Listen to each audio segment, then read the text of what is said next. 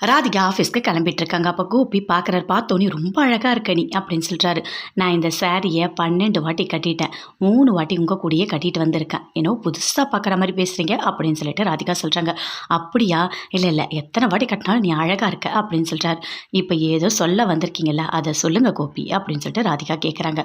ஒன்றும் இல்லை, நான் வந்துட்டு பிஸ்னஸ் பண்ணலான்னு இருக்கேன் அப்படின்னு சொல்கிறாரு. அப்படியா, ரொம்ப சந்தோஷம், பண்ணுங்க அப்படின்னு சொல்லிட்டு ராதிகா சொல்கிறாங்க. என்ன பிஸ்னஸ் பண்ண போகிறீங்க அப்படின்னு கேட்குறாங்க. இல்லை, ஃபுட்டு தான் பண்ண போகிறேன் அப்படின்னு சொல்கிறாரு. ஃபுட்டா?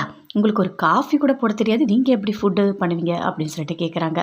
இல்லை இல்லை, அது எல்லாத்துக்குமே ஆள் வச்சு பண்ணிவிடுவேன். இது எப்படின்னா, எல்லாருமே வந்துட்டு ஆன்லைனில் ஆர்டர் பண்ணி வாங்கிட்டு போகிற மாதிரி இருக்கும், யாரும் வந்து சாப்பிட மாட்டாங்க, கிட்டத்தட்ட ரெஸ்டாரண்ட் மாதிரி தான் அப்படின்னு சொல்லிட்டு கோபி சொல்கிறாரு. இதை பற்றி உங்களுக்கு என்ன கோபி தெரியும், எப்படி பண்ணுவீங்க அப்படின்னு சொல்லிட்டு ராதிகா சொல்கிறாங்க. இல்லை இல்லை, நான் இதுக்கு முன்னாடி நிறைய ஆஃபீஸ் எனக்கு தெரியும், அவங்கக்கிட்டலாம் போய் நான் கான்ட்ராக்ட் கேட்டிருக்கேன். அவங்க ஸ்டாஃபுக்கெல்லாம் சாப்பாடு அனுப்புகிற மாதிரி ஒரு 600 700 அவ்வளோ ஆர்டர் கிடச்சா கூட போதும், நமக்கு நல்ல ஒரு ப்ராஃபிட் கிடைக்கும் அப்படின்னு சொல்லிட்டு கோபி சொல்கிறாரு. அப்படியா, சரி பண்ணுங்க அப்படின்னு சொல்லிட்டு ராதிகா அங்கேருந்து போகிறாங்க. ஈஸ்வரி எல்லாருமே இருக்காங்க சமையல் ரூமில். எங்கே இந்த கோபி இன்னும் காணும் அப்படின்னு சொல்லிட்டு ஈஸ்வரி கேட்குறாங்க. அப்பாவா, அப்பா இன்னும் வரலையா, அப்பாவுக்கும் ராதிகா அவங்களுக்கும் சண்டை அப்படின்னு சொல்கிறாங்க இனியா. ஏன், என்னாச்சு அப்படின்னு சொல்லிட்டு கேட்குறாங்க. ஆமாம், ஏதோ சண்டை போட்டுட்டு இருந்தாங்க அப்படின்னு சொல்லிட்டு இனியா சொல்கிறாங்க. எப்போ பாரு என் பிள்ளைகிட்ட சண்டை போட்டே இருக்காளா, வரட்டும் அவளை ஒரு வழி பண்ணிடுறேன் அப்படின்னு சொல்லிட்டு ஈஸ்வரி சொல்லிட்டு இருக்காங்க. அப்போ கரெக்டாக ராதிகா வராங்க. ஏய் நில்லு, எதுக்காக எப்போ பார்த்தாலும் நீ கோபிக்கிட்ட சண்டை போட்டுகிட்டே இருக்கான், அவன் என்ன பண்ணா, எதுக்காக இப்படி பண்ணிகிட்ருக்க அப்படின்னு சொல்லிட்டு ஈஸ்வரி கேட்குறாங்க. அதுக்கு அவர் என்ன பண்ணார் உங்களுக்கு தெரியுமா? ஆமாம், தெரியாமல் தான் பேசுகிறேன். நீங்கள் உங்கள் மாமா கூட சண்டை போடுறதே இல்லையா, அதே மாதிரி தான் நான் கோபியோட சண்டை போடுறேன், இப்போ உங்களுக்கு என்ன பிரச்சனை அப்படின்னு சொல்லிட்டு கேட்குறாங்க. அதை கேட்டோன்னே அப்படியே செல்வி சொல்கிறாங்க. அக்கா பாத்தியா அங்கே என்ன நடக்குதுன்னு, பதிலுக்கு பதில் கரெக்டாக பேசுகிறாங்க. பார்த்தீங்களா ராதிகா, அங்கே பாருங்கள் உங்கள் மாமியார் மூஞ்சி போகிறத அப்படின்னு சொல்லிட்டு செல்வி பாக்கியா கிட்ட சொல்கிறாங்க. அமைதியாக இரு, எதுவும் பேசாத அப்படின்னு சொல்லிட்டு செல்வி சொல்கிறாங்க. அப்போ ராதிகா சொல்கிறாங்க. இங்கே பாருங்கள், உங்கள் பையன் என்ன பண்ணுறாருன்னு உங்களுக்கு தெரியுமா, பொய் சொல்கிறாரு, நிறைய பொய் சொல்கிறாரு, எல்லாத்துக்குமே காரணமே யார் தெரியுமா, நீங்கள் தான், உங்கள் வளர்ப்பு சரியில்லை, அதனால தான் இப்படி பண்ணுறாரு அப்படின்னு சொல்லிட்டு ராதிகா சொல்கிறாங்க. ஏய், அவனை நான் நல்லா தான் வளர்த்துருக்கேன், நீ சண்டை போட்டு அவனுக்கு ஹார்ட் அட்டாக்கே வந்துடுச்சு. என்னது ஹார்ட் அட்டாக்கா? அவருக்கு ஹார்ட் அட்டாக்லாம் வரல, நீங்களாவே கற்பனை பண்ணிக்காதீங்க. ஆமாம், எனக்கு ஒரு டவுட்டு, மாமாவுக்கு கூட உடம்பு சரியில்லை, அடிக்கடிக்கு டேப்லெட் போட்டுகிட்டே இருக்கார், எல்லாத்துக்குமே காரணமே நீங்கள் தானா? ஃபஸ்ட்டு அவர்கிட்ட நீங்கள் ஒழுங்காக நடந்துக்கங்க, நீங்கள் தானே எங்களுக்கு முன் உதாரணமே, உங்களை பார்த்து தான் நாங்கள் வாழ்வோம், அப்போ நீங்களே சண்டை போட்டுகிட்டே இருந்தால் அப்போ நாங்களும் அப்படி தானே இருப்போம் அப்படின்னு சொல்லிட்டு ராதிகா சொல்லிட்டு அங்கேருந்து போகிறாங்க.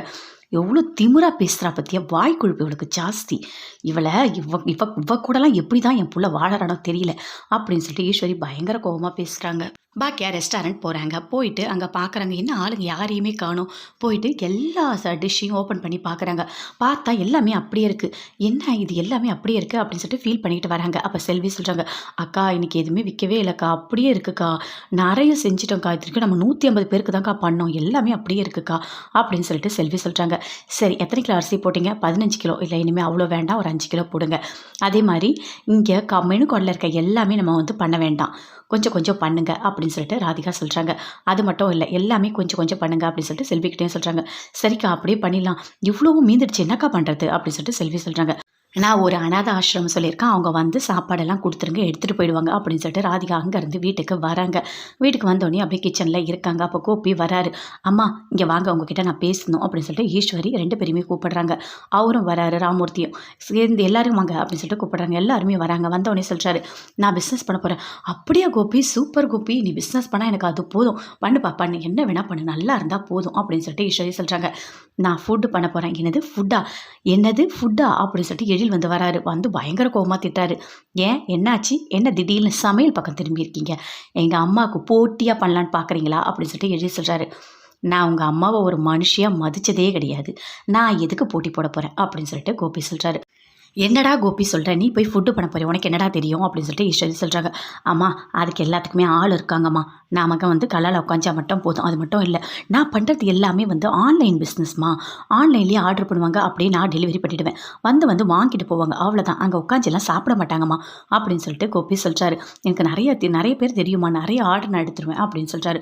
நல்ல ப்ராஃபிட் இருக்குமா, இப்போ சாப்பாட்டில் தான்மா நல்ல ப்ராஃபிட் அப்படின்னு சொல்லிட்டு கோபி சொல்கிறாரு.